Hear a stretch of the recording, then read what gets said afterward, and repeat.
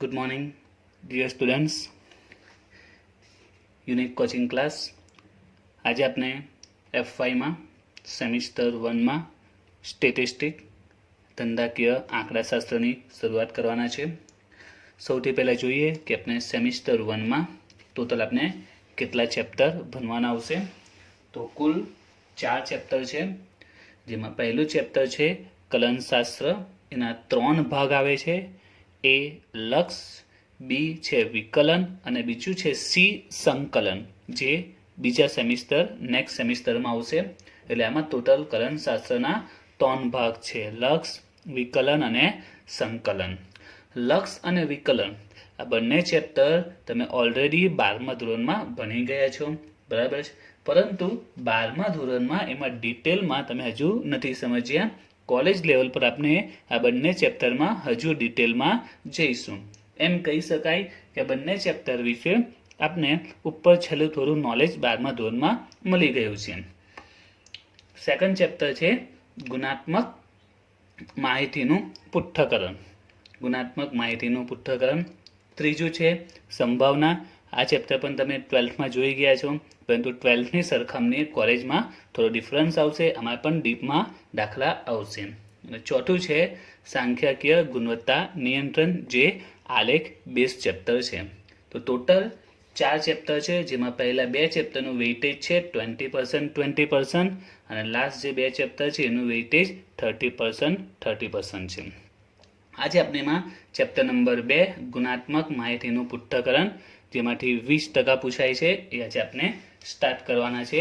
ગુણાત્મક માહિતીનું પૃથ્થકરણ. તો વિદ્યાર્થીઓ, ચેપ્ટરમાં આપણે સ્ટાર્ટ કરી આગળ વધીએ એ પહેલાં તો જે ચેપ્ટરનું નામ છે ગુણાત્મક માહિતી.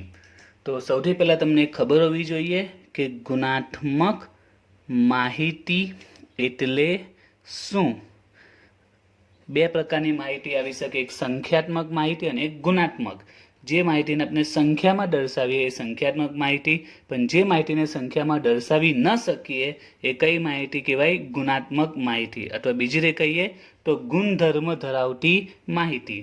ઉદાહરણ તરીકે હું એમ કહું કે કોઈ વ્યક્તિની ઊંચાઈ, વજન, ઉંમર, આ બધી સંખ્યાત્મક માહિતી કહી શકાય. કેમ સંખ્યાત્મક? કારણ કે એને આપણે ચોક્કસ સંખ્યામાં દર્શાવી શકીએ. કોઈ તમને પૂછે કે ભાઈ આ વ્યક્તિની ઊંચાઈ કેટલી, તો તમે કહી શકો 5 ફૂટ, 6 ફૂટ. વજન કેટલું કહી શકો? 40 કિલો, 50 કિલો. ઉંમર કહી શકો. તો આ કઈ માહિતી કહેવાય? સંખ્યાત્મક માહિતી. પરંતુ કોઈ વ્યક્તિની હોશિયારી, પ્રામાણિકતા, સૌંદર્ય, આ જે પ્રકારની માહિતી છે ગુણધર્મ ધરાવતી માહિતી, એને ગુણાત્મક માહિતી કહેવાય છે. હવે કોઈ તમને પૂછે કે આ વ્યક્તિ કેટલો હોશિયાર છે, કેટલો પ્રામાણિક છે, કેટલો સુંદર છે, તો તમે કહી શકો કે આ વ્યક્તિ 5 સુંદર છે, 20 સુંદર છે, અને કહી શકાય નહીં. 12મા ધોરણમાં તમને યાદ હશે, તમે સહસંબંધ ભણી ગયા છો, બરાબર. સહસંબંધ, નિયત સંબંધ બની ગયા છો. જેમ આપણે શું કરતા હતા સહસંબંધમાં? તો સહસંબંધમાં તમને યાદ હશે, આપણે 2 ચલ વચ્ચેના સંબંધનો અભ્યાસ કરતા હતા, બરાબર છે. 2 ચલ વચ્ચેના સંબંધનો અભ્યાસ જો તમારે કરવો હોય તો એ અભ્યાસ આપણે સહસંબંધ દ્વારા કરી શકાય, બરાબર છે. પરંતુ જો તમારે 2 ગુણધર્મો વચ્ચેના સંબંધનો અભ્યાસ કરવો હોય તો એ કોના દ્વારા થશે? કોના દ્વારા? તો એ ગુણાત્મક માહિતી દ્વારા, એટલે કે ગુણાત્મક સંબંધ દ્વારા નક્કી કરી શકાય. એટલે કે આ જે ઊંચાઈ, વજન, ઉંમર, તમને જો દાખલા યાદ હશે સહસંબંધમાં આવતું હતું કે જો વ્યક્તિની ઊંચાઈ આટલી હોય તો વજન શોધો. નિયત સંબંધમાં આવતું હતું ઊંચાઈ અને વજન વચ્ચેનો સહસંબંધાંક શોધો. તો એ સહસંબંધ આપણે 12થમાં બની ગયા, જેમાં 2 ચલ વચ્ચેનો આપણે સંબંધનો અભ્યાસ કરતા હતા. પણ જો આવી રીતે 2 ગુણધર્મો વચ્ચેનો અભ્યાસ કરવો હોય, બરાબર છે, તો એ કોના દ્વારા શક્ય છે? ગુણાત્મક સંબંધ દ્વારા શક્ય છે. એટલે કે આ ચેપ્ટરમાં આપણે 2 ગુણધર્મ વચ્ચેનો અભ્યાસ કરવાનો આવશે. બરાબર છે. હવે બે ગુણધર્મનો અભ્યાસ કઈ રીતે કરવો તે તો સહસંબંધમાં તમને યાદ હશે એમાં આપણે સૂત્ર યુઝ કરતા હતા, સૂત્રની મદદથી બે ચલ વચ્ચેનો સંબંધ નક્કી કરતા હતા. તો અહીંયા પણ એ જ રીતે ગુણાત્મક સંબંધ નક્કી કરવા માટે કોષ્ટકનો ઉપયોગ થાય છે, જેને 2x2 કોષ્ટક કહેવાય છે. આ કોષ્ટકની મદદથી 2x2 ને કોષ્ટક તૈયાર કરવામાં આવે છે. કોષ્ટકને આધારે ગુણાત્મક સંબંધ નક્કી કરવામાં આવે છે. તો એ કોષ્ટક જોઈએ, 2x2 નું જે કોષ્ટક આવે છે તે. તો જે કોષ્ટક છે તે આ સ્વરૂપે આવશે: a alpha B beta. 2x2 નું કોષ્ટક એક બાજુ આવશે કોલમમાં a આલ્ફા અને હારમાં a અને આલ્ફા અને સ્ટમ્પમાં b અને બીટા, અને છેલ્લું ખાનું આવશે કુલનું, અને બધાનું જે ટોટલ આવે છે એને કેપિટલ N કહેવાશે. તો એટલે 2x2 નું કોષ્ટકની મદદથી આપણે ગુણાત્મક માહિતીનો અભ્યાસ કરવાનો આવશે. અહીંયા જે a આલ્ફા અને b બીટા છે એ ગુણધર્મ છે, જેવી રીતના હોશિયારી છે, પ્રમાણિકતા, સૌંદર્ય એવા ગુણધર્મ હશે. a આલ્ફા b બીટા શું છે? આ ટાઈપના ગુણધર્મ છે. તો એ આપણે જ્યારે દાખલા જોઈશું એટલે ત્યારે તમને ડિટેલમાં ખબર પડી જશે. અત્યારે એમ સમજો કે a બરાબર જો છોકરો હોય તો આલ્ફા બરાબર છોકરી, આ રીતના ગુણધર્મ હશે. b બરાબર પાસ તો બીટા બરાબર નાપાસ. તો રીતના પાસ નાપાસ, છોકરા છોકરી, બરાબર હોશિયાર છે હોશિયાર નથી, પ્રમાણિક છે પ્રમાણિક નથી, આ રીતે અલગ અલગ ગુણધર્મને નામ આપવામાં આવે છે a આલ્ફા અને b બીટા. જે ત્યાં સહસંબંધમાં બે ચલની માહિતી આપે, ધારો કે ઊંચાઈ અને વજન, તો આપણે ઊંચાઈને x નામ આપતા હતા, વજનને y નામ આપતા હતા. બરાબર છે. તો બસ એ જ રીતે અહીંયા a આલ્ફા અને b બીટા નામ આપવામાં આવે છે. અને કોષ્ટકને જો આગળ પૂરું કરીએ તો અહીંયા ઘડી a અને b ભેગા થાય છે એટલે અહીંયા ab લખાશે, એની જે રકમ હશે તે. એ જ રીતે અહીંયા આલ્ફા અને b ભેગા થાય છે એટલે અહીંયા આલ્ફા બીની જે રકમ હશે તે. એ જ રીતે અહીંયા a બીટા આવશે, અહીંયા ઘડી આવશે આલ્ફા બીટા. ખબર પડી કઈ રીતે આવે? સિમ્પલ જ છે. a અને b અહીંયા ભેગા થાય છે, અહીંયા કોણ ભેગા થાય છે? આલ્ફા અને b. અહીંયા જોઈએ તો a અને બીટા, અને અહીંયા ઘડી આલ્ફા અને બીટા, અને અહીંયા કુલ ટોટલ કરીશું, ટોટલમાં અહીંયા a આવશે ને અહીંયા ઘડી આલ્ફા આવશે. એ જ રીતે અહીંયા નીચે b આવશે અને અહીંયા ઘડી બીટા, અને છેલ્લે બધાનું ટોટલ એ કહેવાશે કેપિટલ N. તો આ રીતે 2x2 ના કોષ્ટક પર જ આખું ચેપ્ટર નિર્ભર કરે છે.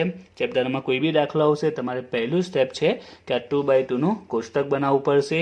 ત્યાર પછી એને મદદથી આપણે ગુણાત્મક સંબંધનો અભ્યાસ કરવાનો આવશે. એટલે ચેપ્ટર માટે આ કોષ્ટક મોસ્ટ ઇમ્પોર્ટન્ટ છે.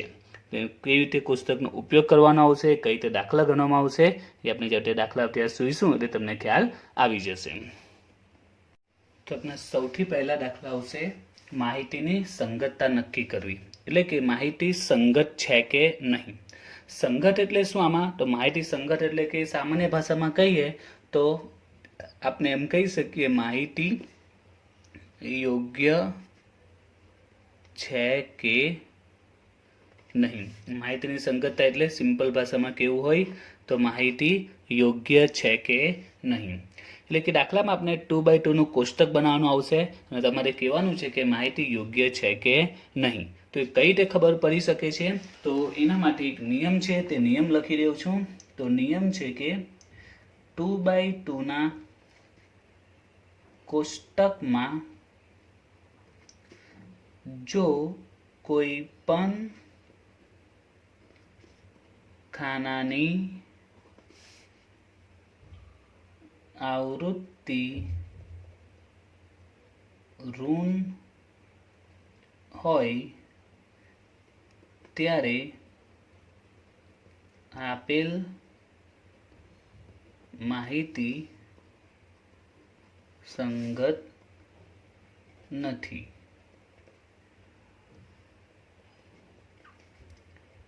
જો દરેક ખાનાની આવૃત્તિ ધન હોય ત્યારે આપેલ માહિતી સંગત કહેવાય. તો તમારે આ નિયમ યાદ રાખવાનો છે કે 2x2 ના કોષ્ટકમાં જો કોઈ પણ ખાનાની આવૃત્તિ ઋણ હોય ત્યારે આપેલ માહિતી સંગત નથી, અને જો દરેક ખાનાની આવૃત્તિ ધન હોય તો આપેલ માહિતી સંગત કહેવાય. હવે એને આપણે કોષ્ટકની મદદથી સમજીએ તો તમને કન્સેપ્ટ ક્લિયર થઈ જશે. શરૂઆતમાં આપણે જે કોષ્ટક જોયું એ આલ્ફા અને અહીંયા ગરી બી બીટા, બરાબર છે. તો એમાં મેં તમને સમજાયું એ આલ્ફા અને બી બીટા એક ગુણધર્મ હશે. ઉદાહરણ તરીકે આપણે લઈ લઈએ કે અહીંયા એ એટલે છોકરાઓ છે અને આલ્ફા એટલે છોકરી છે, બરાબર. અને બી ની વાત કરીએ તો બી એટલે પાસ છે, એટલે પરીક્ષામાં પાસ થયા વિદ્યાર્થીઓ, અને બીટા એટલે નાપાસ થયેલા વિદ્યાર્થીઓ. હવે હું કોષ્ટકને અંદાજે દાખલા લઈને કમ્પ્લીટ કરી દઉં છું. માની લો કે પાસ થયેલા છોકરા 50 છે. આ 50 શું કહેવાય? પાસ પણ છે અને છોકરા પણ છે, એટલે પાસ થયેલા છોકરા. અને 30 છોકરીઓ પાસ થઈ છે, એટલે ટોટલ થશે 80. એ જ રીતે આ બાજુ હું પણ અંદાજિત રકમ લઈ લઉં છું કે 20 છોકરા નાપાસ થયા છે અને 10 છોકરી નાપાસ થઈ છે, એટલે ટોટલ કેટલા થશે? 20 ને 10 30. આ બાજુનો ટોટલ. હવે આ બાજુનો ટોટલ કરીએ તો આપણે કેટલો આવશે? 50 ને 20 70, 30 ને 10 40 ને બંનેનું ટોટલ 110. આ એક સિમ્પલ કોષ્ટક બનાવ્યું છે. હવે જો હું તમને એક પ્રશ્ન પૂછું કે અહીંયા 50 એ શું છે, તો 50 એ છોકરા અને પાસમાં બતાવે, એટલે કે 50 એ શું બતાવે છે? પાસ થયેલા છોકરા, બરાબર છે. અહીંયા 10 એ શું છે, તો 10 આપણે કહી શકીએ કે છોકરી છે, આ છોકરીની લાઈનમાં છે અને નાપાસમાં છે, એટલે કે 10 છોકરી નાપાસ થઈ છે. આ આપણે બધાને ખબર પડી જાય. એ જ રીતે અહીંયા 30 એ શું છે? પાસ થયેલી છોકરીઓ.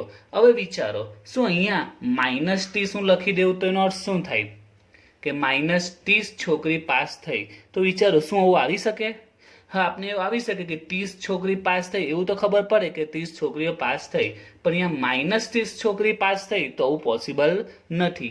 એટલે એ કહેવાય છે કે આ માહિતી બરાબર નથી. કોઈ એમ કહે કે -30 છોકરી પાસ થઈ તો આપણે કહી શકીએ ના, આ ભાઈ બરાબર નથી, આ યોગ્ય નથી, આ વ્યવસ્થિત આંકડો નથી કીધો. માઇનસમાં તો આવી જ નહીં શકે ને, માઇનસ છોકરી પાસ થઈ આવું તો આવી જ નહીં શકે.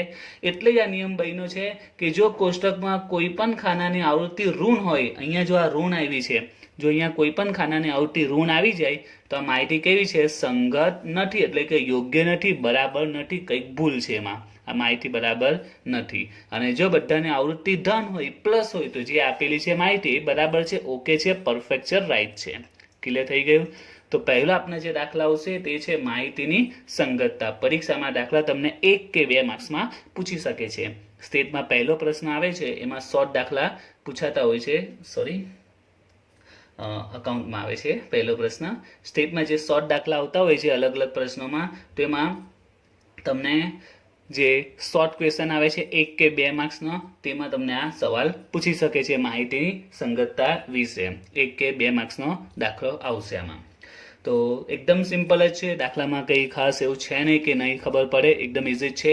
જો આપેલ ખાના કોષ્ટકની બધા ખાનાની આવૃત્તિ જો પ્લસમાં હોય, ધન હોય, તો માહિતી સંગત કહેવાય, અને જો ઋણ હોય તો માહિતી સંગત નથી. ક્લિયર? હવે આપણે એના દાખલા સ્ટાર્ટ કરીએ. તો જોઈએ આપણે પહેલો દાખલો. નીચેની માહિતી પરથી ખૂટતી આવૃત્તિઓ શોધો અને તે ઉપરથી આપેલ માહિતી સંગત છે કે અસંગત તે નક્કી કરો. તો સવાલ શું પૂછેલો છે? આપેલ માહિતી સંગત છે કે અસંગત છે તે નક્કી કરવાનું છે. તો રકમમાં જોઈએ, એન આપેલું છે 1800, એ બી છે 400, આલ્ફા છે 800 અને બી આપેલું છે 500. તો દરેક દાખલામાં પહેલું સ્ટેપ છે તમારે કોષ્ટક બનાવી દેવાનું. 2x2 નું જે કોષ્ટક છે તે એ આપણે સૌથી પહેલા બનાવી દઈએ.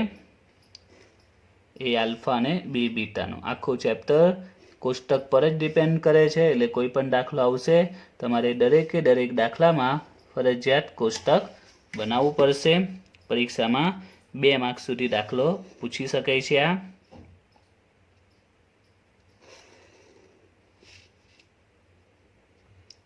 અને ખાના આપણે પેન્સિલથી દોરવાના છે. વિડીયોમાં ક્લિયર દેખાય એના માટે હું બ્લેક પેનનો યુઝ કરું છું. પરીક્ષામાં પેન્સિલ જ યુઝ કરવાની છે.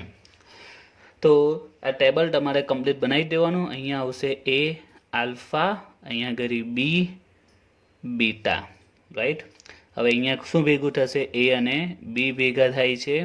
અહીંયા ઘડી આલ્ફા અને બી આવશે. અહીંયા એ બીટા આલ્ફા બીટા. હવે અહીંયા ઉપર ટોટલમાં શું છે, બી આપેલું છે, તો અહીંયા બી લખાશે અને અહીંયા ઘડી બીટા આવશે. એ જ પ્રમાણે અહીંયા એ અને આલ્ફા આપેલું છે, તે અહીંયા ઘડી એ આલ્ફા અને અહીંયા કુલ ટોટલ એટલે કે એન. તો તમારે આ રીતનું કોષ્ટક કમ્પ્લીટ કરી દેવાનું. કોઈ પણ દાખલો હશે તે બરાબર ફક્ત એમાં કિંમત મૂકવાની રહેશે. હવે અંદર કિંમત મૂકી દઈએ. સૌથી પહેલાં એન આપેલું છે 1800, એન છે 1800. એ બી આપેલું છે 400, એ બીની કિંમત છે 400. આલ્ફા આપ્યું છે 800, આલ્ફાની કિંમત 800 અને બી આપ્યું છે 500, બી આપેલું છે 500. હવે ખૂટતી આવૃત્તિ એટલે કે જે ખાના બાકી છે એની રકમ શોધવાની છે. તો આ શોધતા ઓલમોસ્ટ બધાને આવડે જ છે. 11મા ધોરણમાં તમે કોષ્ટકવાળા દાખલા ભણી ગયા છો. આ રીતે કોષ્ટક બનાવવાના, બરાબર છે, અને સિમ્પલ જ છે, કોઈ ટફ નથી. 10મા 11મા ધોરણના બાળક પણ આ કોષ્ટક ઇઝીલી બનાવી શકે છે. હા, પણ આમાં બીજા એક્સ્ટ્રા પોઈન્ટ આવે છે એ તમારા લેવલના આવશે. તો અહીંયા સૌથી પહેલાં જોઈએ કે આ બાજુ આપણે ટોટલમાં 500 છે, અહીંયા 400 આપેલા છે. તો અહીંયા કેટલા હોવા જોઈએ? તો અહીંયા 500 છે, ઉપર 400 છે, તો અહીંયા કેટલા આવશે? 100 આવશે. રાઈટ, અહીંયા આગળ આવશે 100. હું અત્યારે રાઉન્ડ પાડી દઉં જેથી ખબર પડે કે આવૃત્તિ આપણે જાતે શોધેલી છે. એ જ રીતે અહીંયા 1800 છે ને અહીંયા 800 છે, તો અહીંયા ઉપર કેટલા આવશે? તો અહીંયા આવશે 1000 આવશે. એટલે બંનેનો ટોટલ 1800 થઈ જાય. કુલ 1800, અહીંયા 800 આપેલા એટલે 1000 હોવું જોઈએ. બંનેનો ટોટલ 1800 થવો જોઈએ. તો 1800માંથી 800 માઇનસ તો અહીંયા 1000 મળી જશે. હવે એ જ રીતે આપણે હારમાં જોઈએ. ટોટલમાં કેટલા આપેલા છે? 1000. બહાર કેટલા છે? 400. તો અહીંયા કેટલા હોવા જોઈએ? તો 1000માંથી 400 માઇનસ કરે તો અહીંયા કેટલા આવશે? 600 આવશે. એટલે ચેક પણ કરી લેવાનું. 400 વત્તા 600 1000. એ જ રીતે અહીંયા ઘડી કેટલા આવી શકે છે? અહીંયા 800 છે ટોટલમાં અને અહીંયા 100 આપેલા છે. 800માંથી 100 માઇનસ કરો તો અહીંયા આવશે 700. અને નીચે બંનેનું ટોટલ 600 ને 700 કેટલા થશે? ટોટલ 1300. 600 700 1300. આપણને ટેલી કરી નાખીએ. 500 ને 1300 કેટલા થાય? 1800. તો કોષ્ટક આપણું કમ્પ્લીટ થઈ ગયું. આ રાઉન્ડ નહીં કરે તો પણ ચાલશે. આ તો તમે દાખલો જુઓ, પાછળથી પ્રેક્ટિસ કરતી વખતે તો ખબર પડે કે આ રકમ આપણે જાતે શોધેલી છે. ઓકે, રાઉન્ડ નહીં કરે તો પણ ચાલી શકે છે. હવે આપણે જે સવાલ છે તે માહિતી સંગત છે કે અસંગત એ નક્કી કરવાનું છે. તો સિમ્પલ જ છે. નિયમ શું છે કે જો કોઈ પણ ખાનાની આવૃત્તિ ઋણ હોય તો માહિતી સંગત નથી, ઋણ હોય તો સંગત નથી. અને જો દરેક ખાનાની આવૃત્તિ ધન હોય તો માહિતી સંગત છે. તો સિમ્પલ જ છે. અહીંયા કોઈ માઇનસમાં આવ્યું જ નથી, બધી આવૃત્તિ ધન છે. તો આપણે આન્સર લખીશું કે અહીં દરેક ખાનાની આવૃત્તિ ધન છે, તેથી આપેલ માહિતી સંગત કહેવાય. તો સિમ્પલ દાખલો છે. તમારા બેઝિક રૂલ્સ યાદ રાખવાનો છે. હવે જોઈએ આપણે બીજો દાખલો. તો બીજા દાખલામાં જોઈએ. એ આપેલું છે 250, બી આપેલું છે 200, આલ્ફા બી છે 160 અને એન લઈએ 400. તો પહેલાં આપણે કોષ્ટક બનાવી દઈએ એના માટે. અને પરીક્ષામાં ખાના દોરવામાં સ્પીડ રાખજો, કારણ કે ચેપ્ટરનો કોઈ પણ દાખલો પૂછાશે આમાંથી. 10 માર્ક્સનો છે એટલે એવરેજ આમાંથી એમ કહી શકાય કે 3 થી 4 દાખલા, 3 દાખલા તો કન્ફર્મ પૂછાશે જ. એટલે 3 દાખલાના 3 કોષ્ટક કન્ફર્મ બનાવવાના આવશે જ. તો કોષ્ટક કમ્પ્લીટ કરી નાખવાનું. એ આલ્ફા, બી બીટા, અહીંયા આવશે એ બી, આલ્ફા બી, અહીંયા બી, એ બીટા, આલ્ફા બીટા, ટોટલમાં બીટા. અહીંયા આવશે એ આલ્ફા એન, આ ટોટલનું ખાનું. તો આ રીતનું કોષ્ટક આપણે ઓલરેડી કમ્પ્લીટ કરી નાખવાનું દરેક દાખલામાં. હવે અંદર કિંમત મૂકી દઈએ. સૌથી પહેલાં એ 250 છે, એ 250, બીની વેલ્યુ છે 200, બી છે 200, આલ્ફા બી 160, આલ્ફા બી આપ્યું છે 160, એન આપ્યું છે 400, એનની કિંમત 400. તો જે કિંમત આપી તે લખી દીધી. હવે બાકીની શોધી આપણે. સૌથી પહેલાં આપણે વાત કરીએ, અહીંયા 200 છે ને અહીંયા 160 છે, તો અહીંયા ઉપર કેટલા આવશે? તો ટોટલ 200 છે, અહીંયા 160 છે, તો અહીંયા કેટલા આવશે? 40 આવશે. બરાબર, અહીંયા આવશે 40. એ જ પ્રમાણે અહીંયા ઘડી પણ 400 છે ને અહીંયા 250 છે, 400 ને 250, તો અહીંયા કેટલા હોવો જોઈએ? 400માંથી 250 માઇનસ કરો તો અહીંયા આવશે 150. હવે આ 3 ખાના બાકી છે, તો આ 3 ટોટલ તૈયાર જ છે, એટલે આપણે બધી રકમ અહીંયાથી મળી જશે. ઓકે, પહેલાં આપણે ટોટલનું જોઈ લઈએ. 400 છે કુલ, અહીંયા 200 આપેલા છે, તો અહીંયા કેટલા આવશે? તો આપણે કહી શકીએ ટોટલ 400, અહીંયા 200 છે, તો અહીંયા પણ 200 જ આવશે. 200 ને 200 400 થઈ જશે. ઓકે, હવે ઉપરના 2 રકમ બાકી છે, તો આપણે પહેલામાં જોઈએ. ટોટલ 250 છે, હારમાં જોઈએ. અહીંયા 250 છે, અહીંયા 40 આપેલા છે, તો અહીંયા કેટલા હોવા જોઈએ? 250માંથી 40 માઇનસ કરો તો અહીંયા આવશે 210. કેટલા આવશે? 210. 250માંથી 40 માઇનસ કરો એટલે 210 આવશે. હવે લાસ્ટ બાકી છે. હવે આમાં તમે જો પહેલાં કોલમ સ્વરૂપે વિચારીએ, ટોટલ 200 છે, અહીંયા 210 આપ્યા છે, તો અહીંયા કેટલા લખવા જોઈએ? જો તમે 10 લખો તો 210 ને 10 કેટલા થાય? 220 થઈ જાય. તો અહીંયા કેટલા મૂકવા પડે તમારે? તો અહીંયા તમારે -10 મૂકવા પડે. તો 210 માઇનસ 10 તો 200 થશે ને? બરાબર. એ તમે આડું પણ જોઈજો કે અહીંયા ટોટલ 150 છે, અહીંયા 160 છે, તો 160 માઇનસ 10 કરો તો જ 150 આવશે. 160 માઇનસ 10 કરશો તો 150 આવશે. ખ્યાલ આવી ગયો? એટલે અહીંયા 10 નહીં, તમારે કેટલા મૂકવા પડે? -10 મૂકો તો જ ટોટલ બેલેન્સ થાય છે. રાઈટ? તો હવે આ કોષ્ટકમાં તમે જોઈએ કે હવે આપણે નક્કી કરવાનું છે માહિતી સંગત છે કે અસંગત છે. પણ અહીંયા જો તમે જોયો તો એક ખાનાની આવૃત્તિ આલ્ફા બીટાની જવાબ કેમાં જાય છે? માઇનસમાં જાય છે. અને જો એક પણ ખાનાની આવૃત્તિ ઋણ હોય તો માહિતી કેવી કહેવાય? સંગત નથી.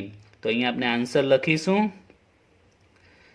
કે અહીં કઈ રકમ માઇનસ છે? Alpha beta. અહીં આલ્ફા બીટાની રકમ આવૃત્તિ ઋણ છે, તેથી આપેલ માહિતી હવે આ સંગત નહીં કહેવાશે. કેવી કહેવાશે? અસંગત છે. ઓકે, હવે જોઈએ આપણે ત્રીજો દાખલો. ત્રીજા દાખલા માટે a બરાબર 600, આલ્ફા બરાબર 300, બી બરાબર 700 અને એ બી બરાબર 350.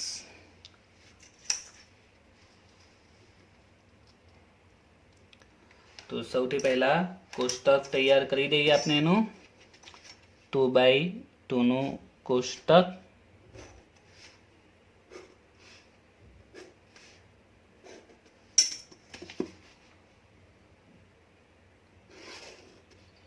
અને યાદ રાખજો પરીક્ષામાં પેન્સિલ યુઝ કરવાની છે, બોલપેનથી દોરવાનું નથી. અહીંયા હું બોલપેન યુઝ કરું છું જેથી કરીને વિડીયોમાં સારું ક્લિયર દેખાય એના માટે.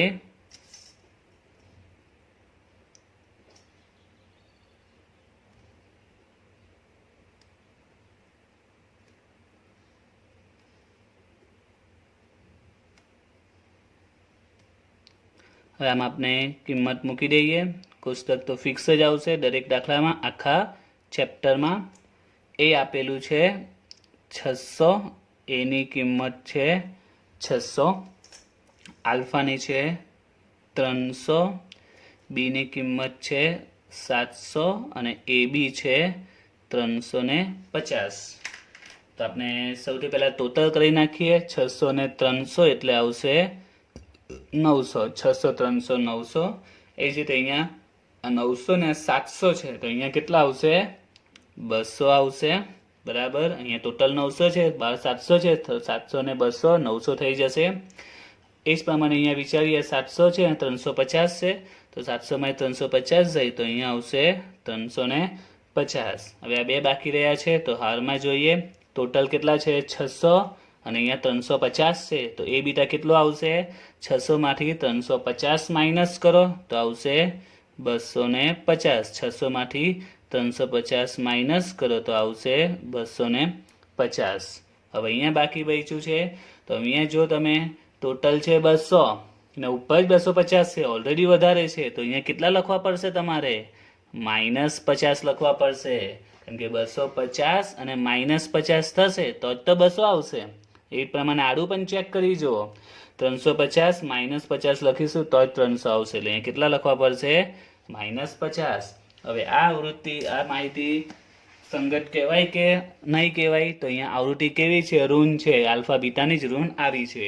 હું જવાબ આ બાજુ લખી રહ્યો છું, તો આન્સર શું આવશે, અહીં આલ્ફા બીટાની આવૃત્તિ ઋણ છે, તેથી આપેલ માહિતી અસંગત છે અથવા તો સંગત નથી. ઓકે, તો સિમ્પલ જ છે. નેક્સ્ટ વિડીયોમાં આપણે આના પર આગળ વધીશું. સંગત છે કે સંગત નથી એમાં બીજા ટ્વિસ્ટ પોઈન્ટ આવશે, એ આપણે નેક્સ્ટ વિડીયોમાં જોઈશું.